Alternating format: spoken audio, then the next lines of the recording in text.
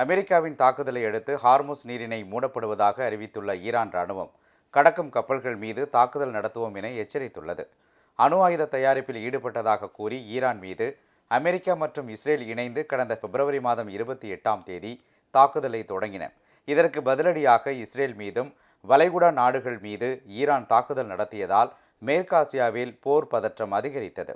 இதையடுத்து நடைபெற்ற பேச்சுவார்த்தைகளுக்கு பிறகு தற்காலிக போர் நிறுத்தம் அறிவிக்கப்பட்டது. இந்நிலையில் லெபனான் மீது இஸ்ரேல் நடத்திய தாக்குதலுக்கு பதிலடியாக அந்நாட்டின் மீது ஈரான் தாக்குதல் நடத்தியது. பேச்சுவார்த்தை நடைபெற்று வரும் சூழலில் தற்காப்பு நடவடிக்கை என்ற பெயரில் ஈரான் மீது அமெரிக்கா தாக்குதல் நடத்தியது.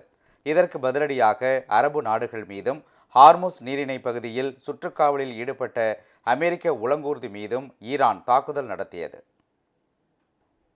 இதனைத் தொடர்ந்து ஈரானின் பண்டர் அப்பாஸ், சிரிக், மினாப், குவாசம் தீவு, கொர்ஜான் ஆகிய நகரங்கள் மீது அமெரிக்கா தாக்குதல் நடத்தியுள்ளது. அமெரிக்காவின் தொடர் தாக்குதலை அடுத்து ஹார்முஸ் நீரிணை மூடப்படுவதாக ஈரான் அறிவித்துள்ளது.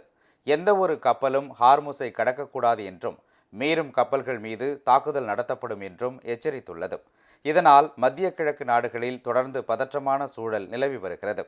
கச்சா எண்ணெய் விலை மேலும் அதிகரிக்கும் ஆபத்தும் உருவாகியுள்ளது.